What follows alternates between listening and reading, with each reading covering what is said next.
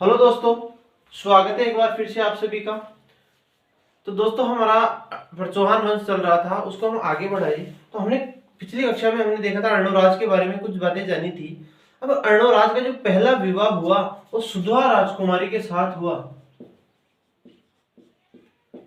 सुधवा की मरु प्रदेश की राजकुमारी सुधवा के साथ अर्णोराज का विवाह हुआ और इनके दो पुत्र हुए, जिनमें जो पहला पुत्र था उनका नाम था जगदेव और जो जिनका दूसरा पुत्र हुआ उसका नाम था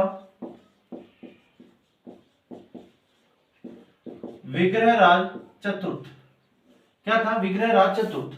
अब हम जब चौहान राजवंश का अध्ययन करते हैं तो हमने जगदेव का नाम बहुत कम हमारे को सुनाई पड़ता है। वो इसलिए पड़ता है क्योंकि जगदेव ने अपने पिता की हत्या कर दी थी। किसकी? अर्णोराज की। जगदेव ने अपने पिता अर्णोराज की हत्या कर दी थी, इसलिए यह जो है चौहानों का क्या है?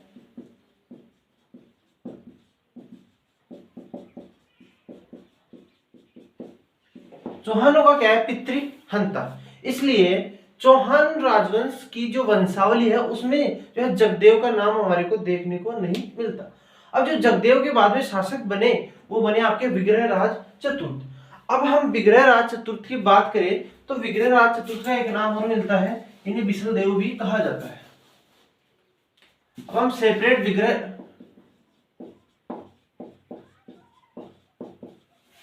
विग्रहराज चतुर्थ, इन्हें ही कहा जाता है बिसल देव। विग्रहराज चतुर्थ या बिसल देव। अब हमने अभी देखा है कि इनके पिता का क्या नाम है।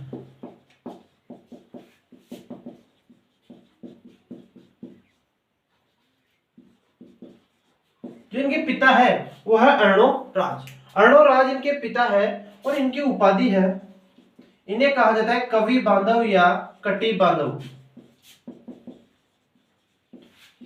कवि बांधव या कटी बांधव। ये कवि बांधव या कटी बांधव कहा था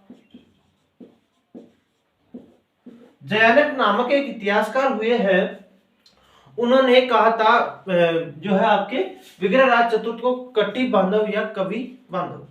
अब जो है चौहान राजवंश का, यदि हमने कल इसके जो पहले कक्षा हुई थी उसमें हमने जाना था कि चौहान राजवंश का जो विस्तार काल माना जाता है या साम्राज्य विस्तार का जो समय माना जा गया वो अजय राज का था, जबकि जो चौहान राजवंश का जो स्वर्ण काल माना गया है वो विग्रहराज चतुर्थ का समय माना गया है।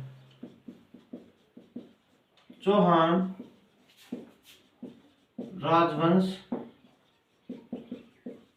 स्वर्ण काल, चौहान राजवंश का स्वर्ण काल। अब जो विग्रहराज चतुर्थ थे उन्होंने दिल्ली पर अधिकार किया।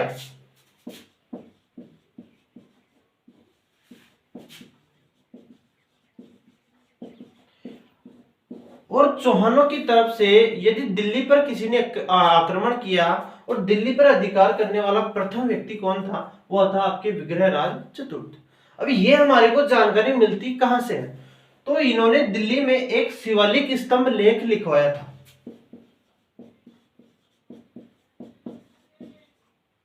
शिवालिक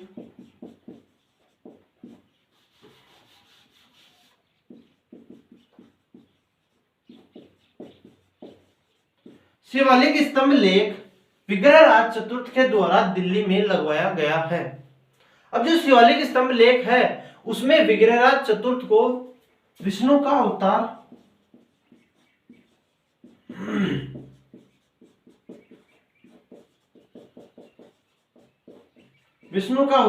बताया है। आगे हम बात करें तो इन्होंने दिल्ली पर अधिकार कर लिया तो संपूर्ण जो विग्रहराज चतुर्थ थे या विसल देव थे, इनके समय संपूर्ण भारत की जो राजधानी थी वो आपकी कौन सी थी? वो आपकी थी अजमेर। यानी कि संपूर्ण भारत की राजधानी अजमेर किसके समय बनी? तो विग्रहराज चतुर्थ के समय संपूर्ण भारत की जो राजधानी थी वो आपके अजमेर को बनाया गया। आगे हम बात करें तो हमने अभी देखा है जो विग्रहराज चतुर्थ है, विग्रहराज चतुर्थ का जो समय है विग्रहराज चतुर्थ का है। अब देखो, अब जो स्वर्ण काल तो है विग्रहराज चतुर्थ का और साम्राज्य विस्तार का जो समय था यानी साम्राज्य विस्तार का जो समय है वो है अजय राज। अब इनकी जो है विग्रहराज चतुर्थ या विशल देव की तुलना की जाती है। अब एक इतिहासकार हुए हैं जिनका नाम है किलहॉर्न। क्या नाम है? किलहॉर्न ने विग्रहराज चतुर्थ की जो तुलना की है वो की है कालिदास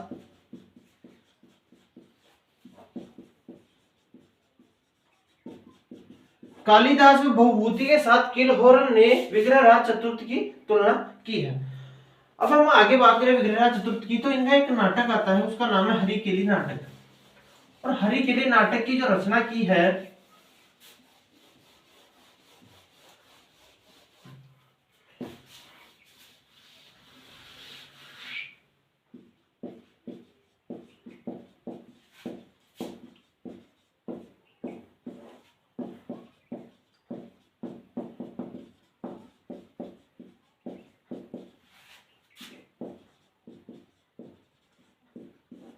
हरिकेली नाटक की रचना विग्रहराज चतुर्थ के द्वारा करवाई गई। अब जो हरिकेली नाटक है इसकी महत्वपूर्ण बात यही है कि हरिकेली नाटक की कुछ पंक्तियां 2.5 दिन के झोंपड़े पर लिखी हुई है। जो 2.5 दिन का झोंपड़ा है अजमेर में बना हुआ 2.5 दिन का झोंपड़ा जो बना हुआ है उसकी सीढ़ियों पर हरिकेली नाटक की कुछ पंक्तियां लिखी हुई है। और इसकी कुछ पंक्तियां ब्रिस्टल इंग्लैंड में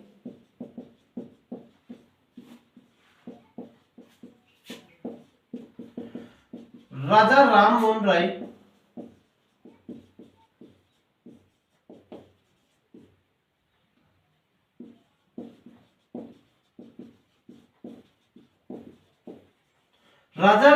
राय के स्मारक पर बनी हुई है। इसकी बात करें, इसकी भाषा की हम बात करें तो इसकी संस्कृत भाषा में ही है लिखा हुआ है। और लेखक इसके कौन थे? तो लेखक इसके स्वयं विग्रहराज चतुर्थ थे। लेखक की हम बात करें तो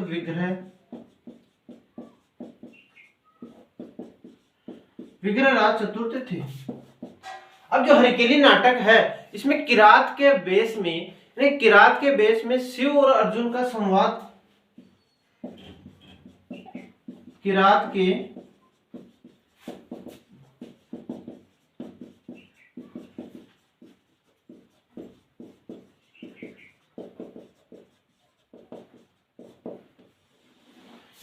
के बेस में शिव और अर्जुन का संवाद दिया हुआ है। तो ये था आपके हरकेली नाटक। हरकेली नाटक की हम बात करें तो हरकेली नाटक की रचना विग्रहराज चतुर्थ के द्वारा करवाई गई या की गई। इसकी कुछ पंक्तियां 2.5 दिन के झोंपड़े की सीढ़ियों पर लिखी हुई है। और इसकी कुछ पंक्तियां ब्रिस्टल इंग्लैंड में राजा राम मोहन राय का जो स्मारक बना हुआ उसकी सीढ़ियों पर भी लिखी हुई है। संस्कृत भाषा में विग्रहराज चतुर्थ के द्वारा ये लिखाया गया और इसमें किरात के बेस में शिव और अर्जुन के मध्य संवाद की वार्ता कही गई है या लिखी गई है। आगे हम बात करें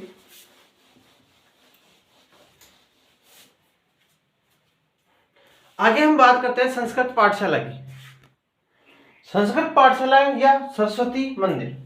अब संस्कृत पाठशाला या सरस्वती मंदिर का जो निर्माण करवाया गया था वो विग्रहराज चतुर्थ के समय करवाया गया था। इसके निर्माण की हम बात करें तो अजमेर में विग्रहराज चतुर्थ के द्वारा इसका निर्माण करवाया गया था। अब जो संस्कृत पाठशाला है इसे कुतुबुद्दीन ऐबक ने तोड़ दिया था।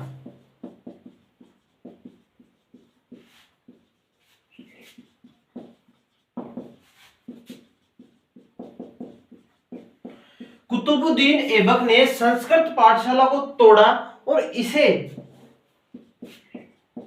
2.5 दिन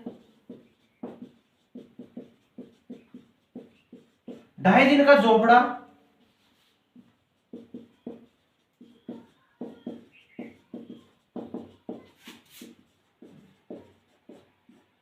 ढाई दिन के झोपड़े में इसे बदल दिया।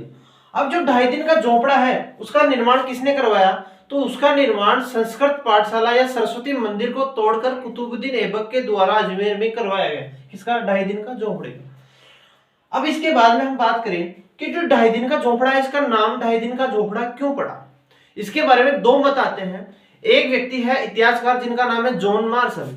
जॉन मार्शल के अनुसार जो 2.5 दिन का झोपड़ा है इसका निर्माण 2.5 दिन में होने के कारण इसका नाम क्या है?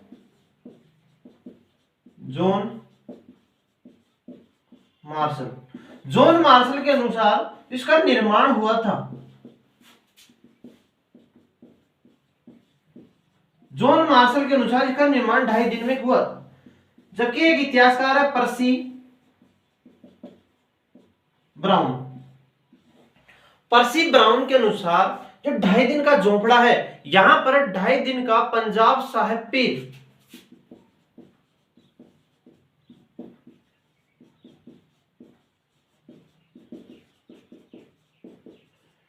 पंजाब साहिब पीर का 2.5 दिन का उर्स लगने के कारण, 2.5 दिन का पंजाब साहिब पीर का उर्स लगने के कारण इसे 2.5 दिन का झोपड़ा कहा जाता है। किसके अनुसार? तो ये पर्सी ब्राउन के अनुसार, पर्सी ब्राउन के अनुसार इसे 2.5 दिन का झोपड़ा इसलिए कहा जाता है क्योंकि यहां पर पंजाब साहिब पीर का 2.5 दिन का उर्स भरता है। अब जो है 2.5 दिन का झोपड़ा, ये राजस्थान की पहली मस्जिद है। राजस्थान की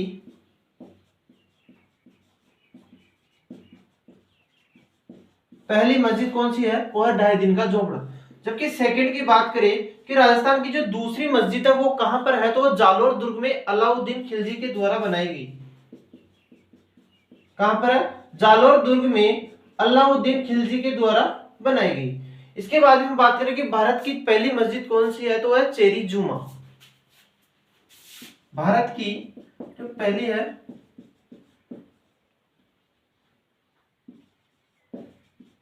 चेरी जुमा मस्जिद, जो कहां पर है? केरल राज्य में बनी हुई है। भारत की पहली मस्जिद चेरी जुमा है जो केरल राज्य में बनी हुई है। इसके बाद में हम बात करें तो विग्रहराज ने धर्म घोष के कहने पर 11 के दिन गो हत्या या पशु हत्या पर रोक लगा दी थी।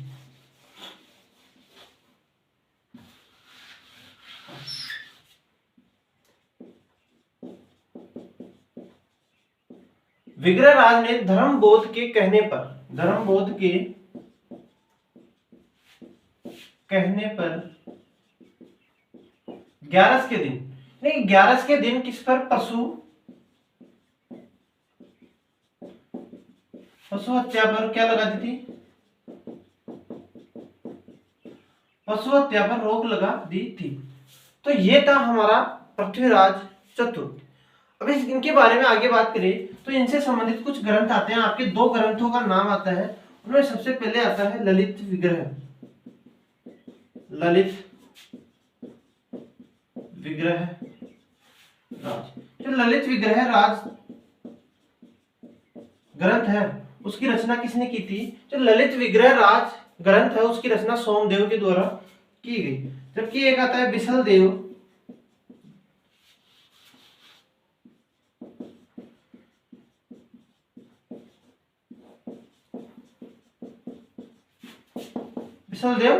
बिसल देव रासो।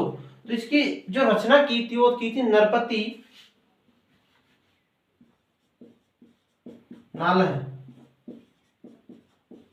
नरपति नालह के द्वारा इसकी रचना की गई।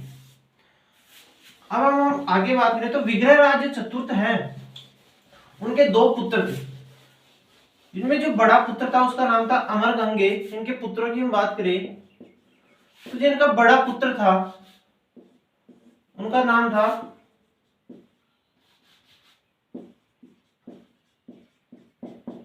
अमरगांगे, और इनका जो एक पुत्र होता है जिसका नाम था नागार्जुन। ठीक है, विग्रहराज चतुर्थ के 2 पुत्र थे। एक का नाम था अमरगांगे, ये बड़ा पुत्र था, और एक पुत्र का नाम था कौन? नागार्जुन। अब जो अमरगांगे है वो जगदेव का पुत्र पृथ्वीराज सेकंड, जगदेव वही चौहान वंश का जो पितृहंता कौन था? वो था आपके जगदेव, जिन्होंने अपने पिता अर्णोराज की हत्या की थी। जगदेव का पुत्र पृथ्वीराज सेकंड के साथ युद्ध करते हुए मारा गया। ठीक है, इसके बाद में जो शासक बने वो आपके बने पृथ्वीराज सेकंड। कुछ समय के लिए पृथ्वीराज सेकंड शासक बने, और इसके बाद में जो शासक बने, पृथ्वीराज सेकंड के बाद में जो शासक बने वो बने थे आपके सोमेश्वर चौहान। अब ये सोमेश्वर चौहान कौन थे? तो सोमेश्वर चौहान थे विग्रहराज चतुर्थ के भाई, जिनकी माता का नाम था कंचना देवी। अब हमने पहले जाना है कि पृथ्वीराज प्रथम जो था, उन्होंने 700 चालुक्यों की हत्या की थी, जो पुष्कर में ब्राह्मणों को लूटने के लिए आए थे। अब आपके सामने आ चुके हैं पृथ्वीराज सेकंड। पृथ्वीराज सेकंड जगदेव के पुत्र थे। इसके बाद में जो सोमेश्वर चौहान है, इनके बाद में एक और पृथ्वीराज आएंगे, उनका नाम था पृथ्वीराज तृतीय। ठीक है, तो ये थे हमारे विग्रहराज चतुर्थ। अब हम बात करते हैं कुछ सोमेश्वर चौहान की।